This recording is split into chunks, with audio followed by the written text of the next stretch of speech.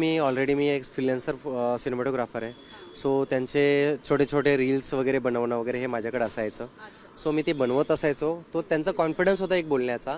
So त्याच्यामुळे मला त्यांच्या बोलण्यामध्ये कॉन्फिडन्स असल्यामुळे मला असं वाटलं की जर का मी यांना फोन केला तर हे सांगण्यामध्ये अटकणार नाहीत, हे कॉन्फिडेंटली सांगतील आणि माझंही ट्युनिंग बसेल त्या गोष्टी बाबतीत. सो त्यांनी मला बऱ्यापैकी गोष्टी सांगितल्यानंतर आम्हाला जाणून घ्यायला आवडेल की त्यांनी काय सूचना केल्या ज्या तुम्ही फॉलो केल्या. त्यांनी फर्स्ट ऑफ ऑल सांगितलं की बाळाला ज्यावेळेस बाहेर येते, बाळाला बाहेर काढल्यानंतर पहिलं चेक करा ब्लड वगैरे येतंय का, सर्व गोष्टी, बाळ ओरडतंय का, बाळाचा आवाज येतोय का, हे चेक करायला लावलं. पण पहिले 5 मिनटं बाळाचा आवाज काय वगैरे नाही आला. पण नंतर 5 मिनटानंतर बाळानं मोठ्यानं आवाज केला आणि त्यानंतर थोडंसं आईच्या पण वेदना कमी झाल्या.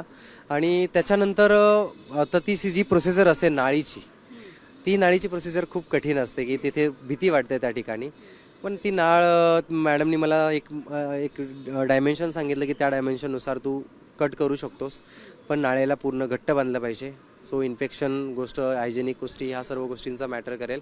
सो त्यांनी जसं सांगितलं तसं केलं. आईच्या साईडला एक गाठ बांधली, बाळाच्या साईडला एक बांधली, मधनं कट केली आणि त्या गोष्टी मग बऱ्यापैकी हे झाल्या, रिकवर.